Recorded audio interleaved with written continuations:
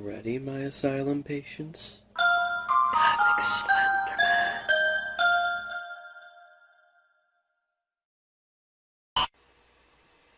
Cannibalism. The act of eating one of the same species. But there's more to the story than just psychopaths eating one another. Well, in this list of the top 10 facts about cannibalism, I'll show you just how.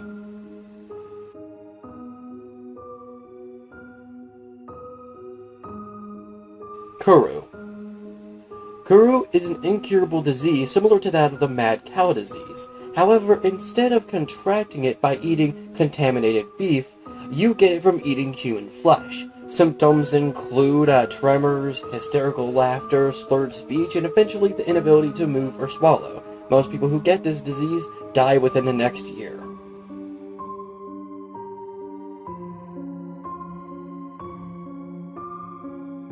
Endocannibalism, exocannibalism, and autocannibalism. There are three categories in which cannibalism can be put in, if not more. The first is endocannibalism, which is where you eat the flesh off of one of your own family members as a form of respect. The other is exocannibalism, where you eat the flesh of someone outside of your family, whether that be friend, lover, or stranger, as a form of intimidation or to steal their life force. And the last is autocannibalism, the act of eating your own flesh.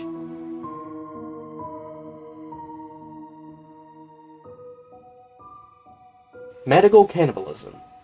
Believe it or not, some forms of cannibalism back in the Middle Ages of Europe were used as a form of medicine. For example, human fat was thought to help heal wounds and treat arthritis and rheumatism, while the blood was said to alleviate epilepsy and other spastic conditions.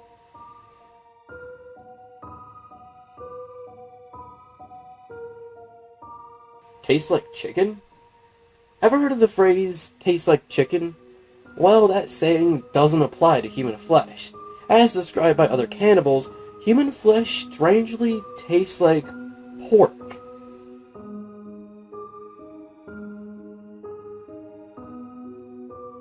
Voluntary and involuntary autocannibalism.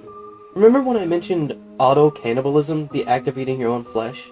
Well, there's another side to the story yet again. Some people tend to take things to the extreme. In this case, it was body modification, eating bits of muscle. This is referred to as voluntary autocannibalism.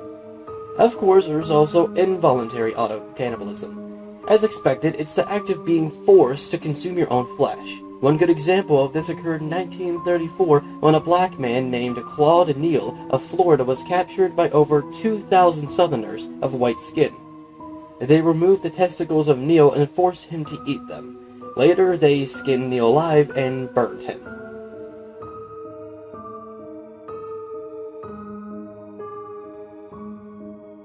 Placentophagy. Nowadays, cannibalism is spreading at a very fast rate in the forms of placentophagy. A placenta is a flattened circular organ in the uterus of a pregnant woman, nourishing and maintaining the fetus through the umbilical cord. Of course, placentophagy is the act of eating an empty placenta. It's believed that eating the placenta lowers the chance of postpartum depression and other forms of pregnancy complications. In China, placentas can be used as a form of medicine referred to as zihichi, which treats wasting diseases, infertility, impotence, and other conditions.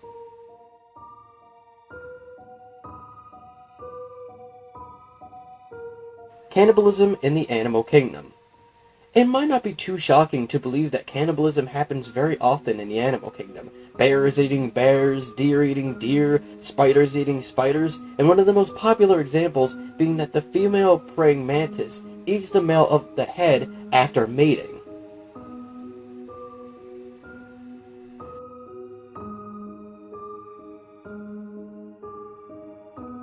George Bush was almost eaten. Did you know that one of our presidents was almost eaten in a form of cannibalism long before he had become president? President George Bush, at the age of 22 in 1944, escaped with his life when him and 8 other pilots were shot down. They landed on a tiny island north of Iwo Jima. He was the only one able to escape because he was fortunate enough to have crash-landed farther away from the other pilots.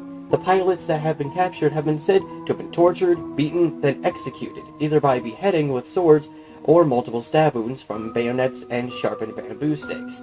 and later on, they were eaten.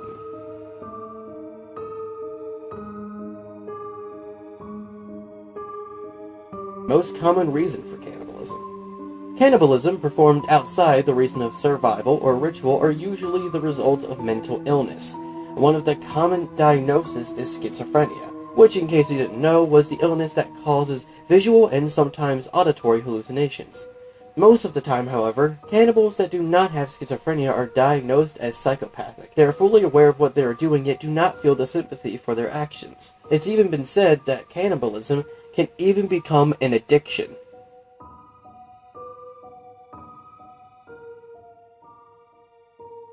Vlad the Impaler. Vlad the Impaler, the inspiration for the classic vampire Dracula. Vlad was given the name Impaler due to his gruesome actions such as roasting children and feeding them to their mothers, cutting off the breasts of women, forced their husbands to eat them, and finally having them all impaled. It was even said that impalement was Vlad's preferred way of torture. There's even some evidence to say that he himself ate a lot of people. Other actions of Vlad were nailing the hats to the heads of religious visitors, killing poor workers, killing entire families who were suspected of disloyalty as he watched them suffer and die. I hope you've enjoyed this rather gruesome list. If you did, then leave a like, maybe favorite, and subscribe if you'd like to see some more. I make videos every Monday, Wednesday, and Friday. And remember, we all see fish in the ceiling at least once in our lives.